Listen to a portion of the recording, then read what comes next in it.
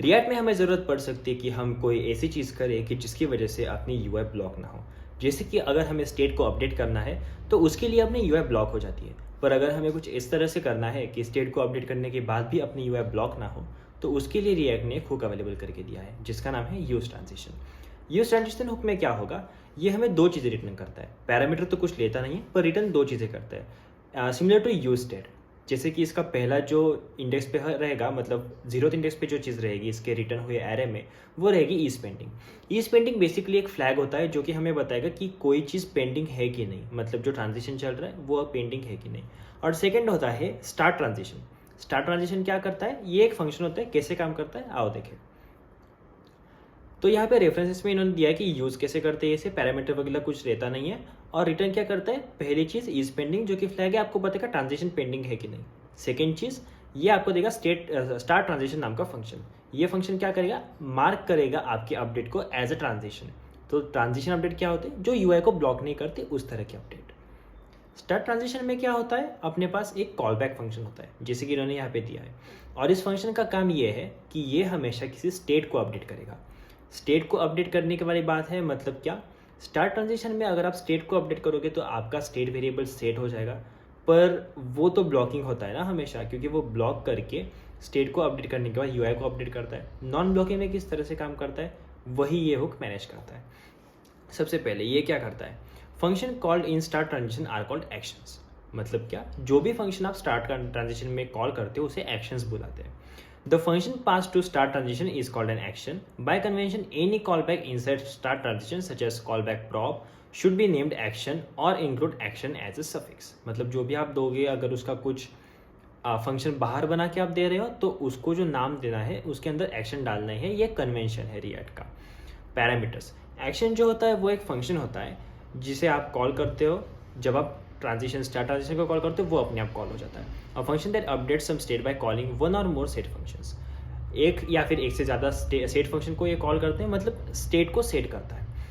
React calls action immediately with no parameters and makes all state update scheduled synchronously during the action function call as transitions.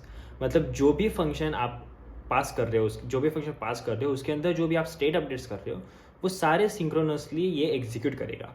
Any async call that are awaited in the action will be included in the transition but currently require wrapping any sets function after the await in additional transition. See troubleshooting, मतलब troubleshooting के जो document दिए वहाँ पे देखना ये जो कह रहे हैं वो।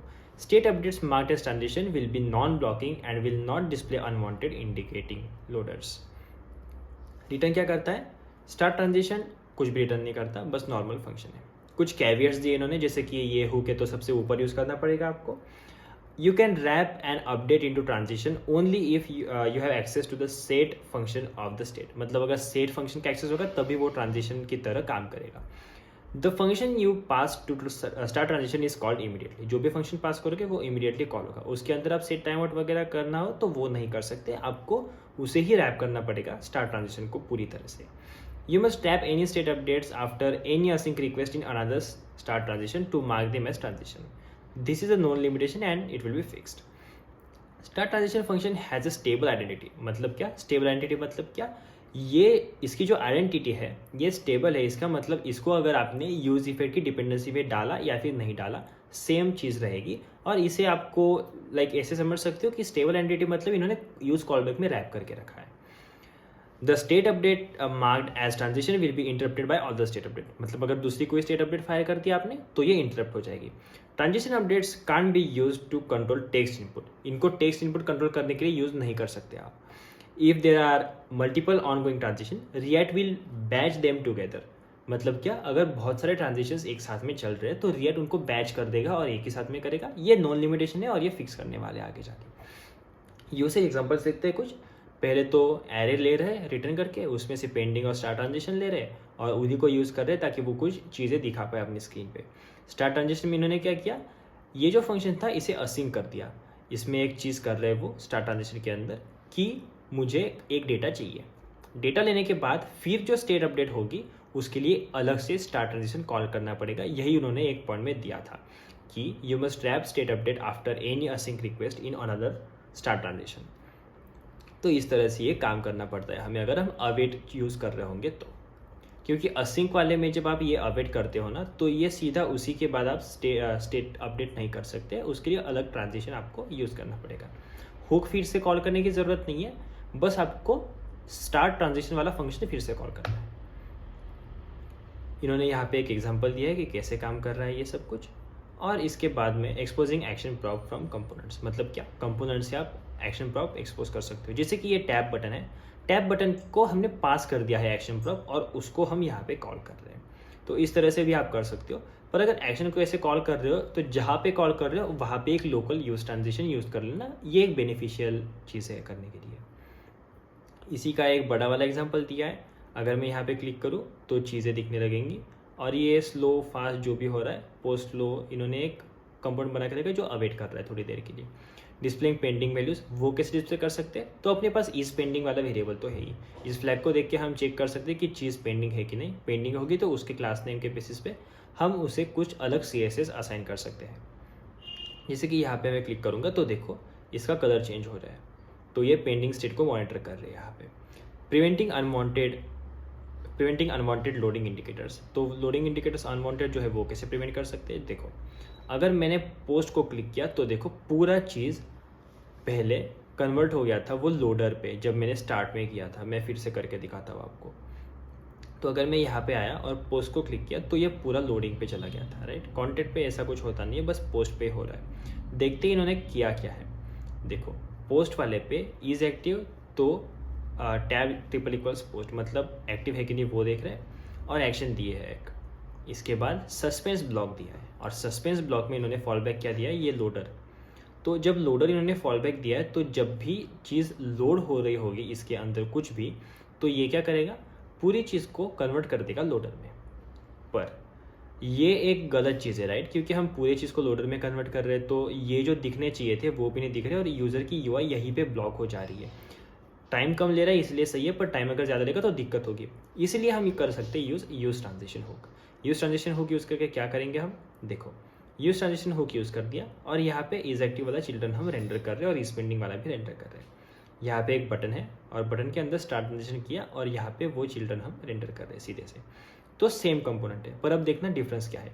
यहाँ पे मैं क्लिक करूँगा तो इसने बस यूज़ ट्रांजिशन ने बस पोस्ट के लिए ही लोडिंग वाली UI दिखाई। क्यों, देखो एक्टिव होगा तो पूरा चिल्ड्रन दिखाएगा, पेंडिंग होगा तो बस ये दिखाएगा क्या, कि चिल्ड्रन जो है उस पर हम पेंडिंग वाला क्लास लगाएंगे, और नहीं होगा तो ये क्या करेगा, पूरा ऑन क्लिक इवेंट के लिए चिल्ड्रन दिखा देगा। तो इस तरह से ये काम करता है। इसने UI को ब्लॉक नहीं किया, जो कि पहले वाली चीज़ में यहाँ पे UI ब्लॉक हो गई थी। तो इस तरह से हम चीज़ों को यूज़ कर सकते हैं और अपना यूज़ ट्रांजिशन काम करेगा। बिल्डिंग अ सस्पेंस इनेबल्ड राउटर, मतलब क्या, सस्पेंस इनेबल्ड राउटर हम बना रहे हैं यहाँ पे। देखो ट्रांजिशंस इंटरप्टेबल होते हैं, ट्रांजिशन प्रिवेंट करते हैं अनवांटेड लोडिंग इंडिकेटर्स, और ट्रांजिशन वेट करते हैं जब तक सारी एक्शंस एग्जीक्यूट हो नहीं जाती तब तक। इसका मतलब क्या, हम इसे इस तरह से यूज़ कर सकते हैं कि एक चीज़ अगर वेट कर रही होगी किसी चीज़ पे, तो बस उसी को वेट करने दो, बाकी सारी चीज़ों को जैसे कंटिन्यू कर रही है करने दो।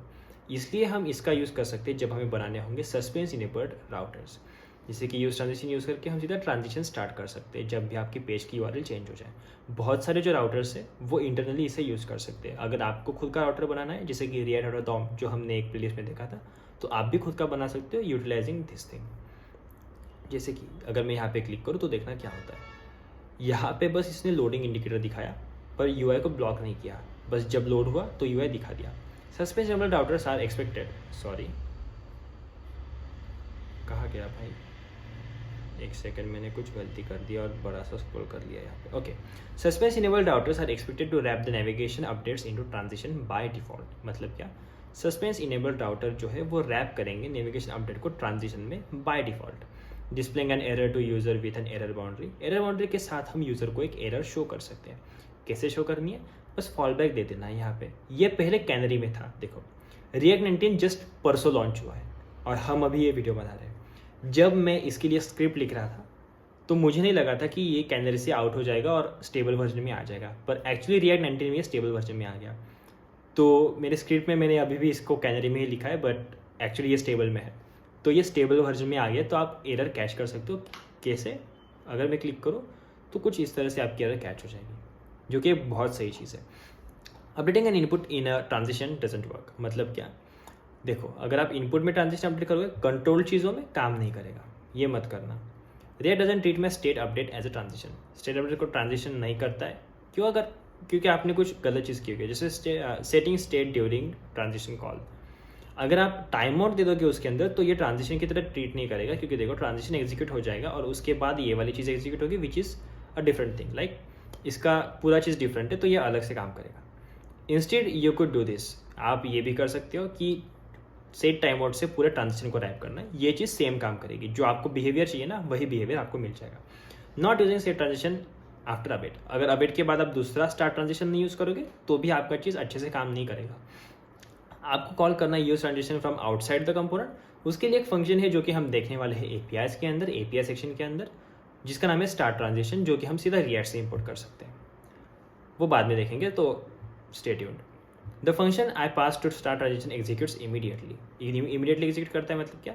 एक्चुअली ये इमीडिएटली एग्जीक्यूट करता है, बिकॉज ये सिक्वेंशियल एग्जीक्यूशन पे काम करता है। जैसे कि line 1, line 2, line 3, line 4, line 5, line 6, इस तरह से ये पूरा ऊपर से नीचे तक चला जाएगा।